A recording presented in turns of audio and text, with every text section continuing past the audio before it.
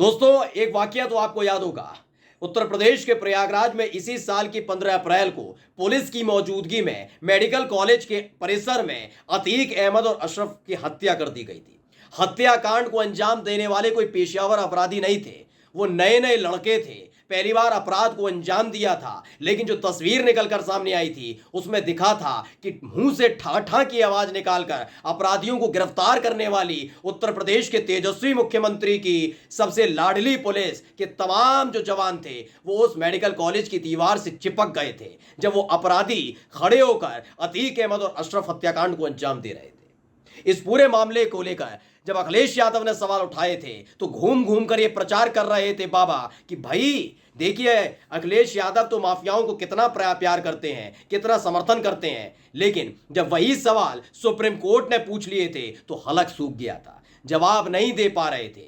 अब अतीक अहमद और अशरफ हत्याकांड के जुड़े हुए ऐसे ही 183 मामले निकलकर सामने आ गए। सुप्रीम कोर्ट ने एक लिस्ट हाथ में पकड़ा दी है बाबा की सरकार के कि भाई अतीक अहमद और अशरफ का तो मामला है ही, 183 जो एनकाउंटर उत्तर प्रदेश में कर दिए गए हैं अपराध के सफाई के नाम पर, कानून व्यवस्था कायम रखने के नाम पर, अब उनका पूरा लेखा जोखा चाहिए। जिसके बाद बाबा ने माथा पीटना शुरू कर दिया है। नमस्कार, मैं हूं प्राज्वल गौतम और आप देख रहे हैं द लाल न्यूज।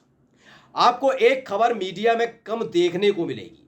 हाँ, आपको किस तरीके से अपमान किया राहुल गांधी ने, कैसे भारत माता की हत्या का जिक्र किया, वो ये तमाम चीजें पता लगे। आपको पता लगेगा कि कैसे मणिपुर की घटना पर 21 दिन बाद बोले साहेब लेकिन बहुत भावुक हैं। हरियाणा में बवाल हुआ लेकिन बीजेपी की सरकार है, इसलिए उन्होंने देखिए कैसे बवाली और दंगाइयों पर पूरी तरह से काबू पाया। ये तमाम चीजें सुनने को मिलेंगी, लेकिन एक खबर आपको सुनने को नहीं मिलेगी। वो खबर ये है कि बाबा मुश्किल में पड़ चुके हैं।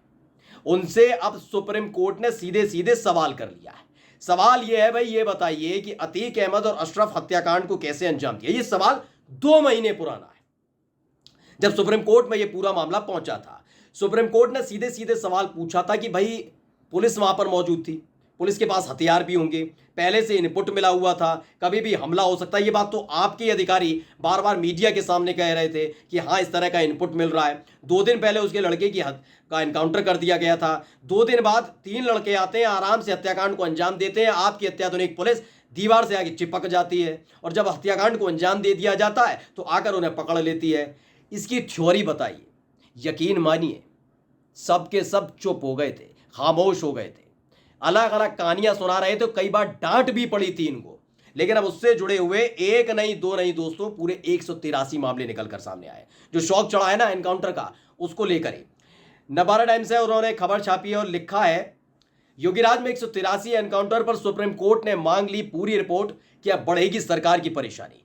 एक्सक्लेमेशन लगा दिया है, क्या बढ़ेगी सरकार की परेशानी नहीं, सरकार की यकीनन बढ़ चुकी है परेशानी, ये होना चाहिए। वो बात अलग है कि बीजेपी की सरकार है, इसीलिए ये सवाल पूछेंगे, ये कहेंगे नहीं कि सरकार की परेशानी बढ़ गई। जैसे मणिपुर में हैवानियत हुई, लेकिन सरकार से सवाल नहीं करेंगे कि बीजेपी की सरकार है वहां हैवानियत हो रही है। हरियाणा में जिले दर जिले, शहर दर शहर, गांव दर गांव फूंके जा रहे थे, लेकिन वहां गलती नहीं है, वहां कानून व्यवस्था पूरी तरह से कठोर है क्योंकि वहां बीजेपी की सरकार है। ऐसे उत्तर प्रदेश का जब जिक्र होता है और बाबा की सरकार है, बीजेपी की सरकार है, तो यहां पर सवाल पूछा जाता है कि परेशानी बढ़ेगी।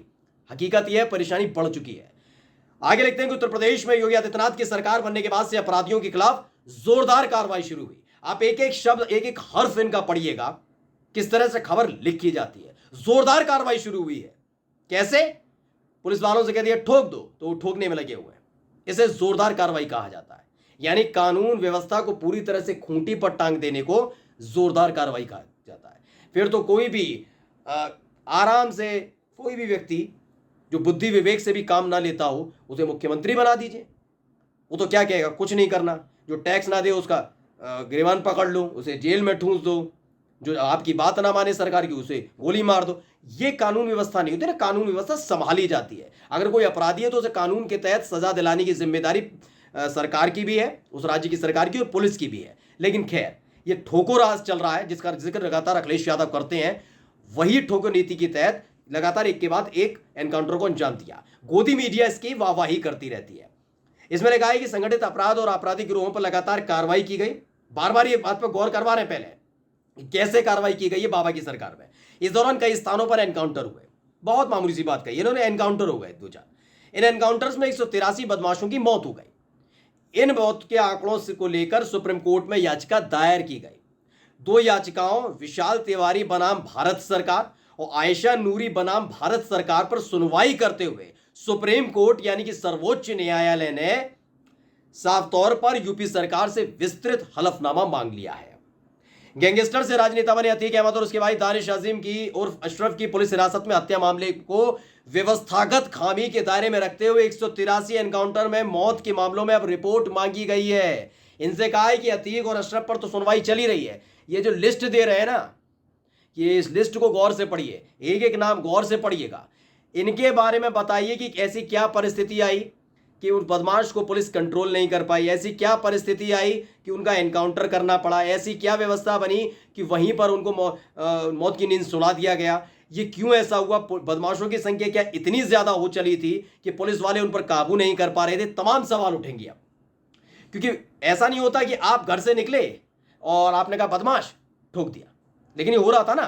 अब इस पर पूरी तरह से कान ऐंठ दिए। ये पहली दफ़ा नहीं है दोस्तों, आपको याद होगा इससे पहले जब सीए और एनआरसी को लेकर हर जगह प्रदर्शन चल रहा था, ऐसा ही एक प्रदर्शन लखनऊ में भी हुआ था, वहाँ तो बवाल भी हो गया था। तो वहाँ क्या किया गया था कि जो मीडिया फुटेज आए थे, मीडिया तो वैसे भी पहुँच जाती थी, देखिए देखिए बाबा ये है, तो उसी के आधार पर लखनऊ के चौराहों पर उन आरोपियों के जो कोर्ट व्यवस्था होती है, कानून की व्यवस्था होती है, उसमें कहा जाता है आरोपी, उन आरोपियों के फोटो अपराधियों की तरह चौराहों पर लगा दिए थे कि अपराधी है। तब सुप्रीम कोर्ट ने लताड़ लगाई थी, क्योंकि सुप्रीम कोर्ट के किसी भी कोर्ट का कहना है कि पहले दोष साबित होने दीजिए, अगर दोष साबित नहीं होता तब तो वो आरोपी हैं। लेकिन ये बात इनके लिए ठीक है, क्योंकि जब बाबा सत्ता में आए थे ना, मुख्यमंत्री बने थे, उससे पहले इनके भी ऊपर बहुत मामले थे। सबसे पहला काम इन्होंने यही किया कि सबसे पहले अपने ऊपर से सारे मामले हटा लिए। कहा यह जाता है और तर्क दिया जाता है कि वो सियासी रंजिश के तौर पर इन पर लगाए गए थे, मतलब इन पर जो मामले लगेंगे वो दोष साबित नहीं होते, वो अपराधी नहीं कहलाते। लेकिन दूसरे कर देंगे, अगर वो आरोपी हैं तो वो आरोपी नहीं, वो सारे सारे अपराधी हो जाएंगे, क्योंकि इनको पसंद नहीं है। तो उस पर कान ऐंठा गया था।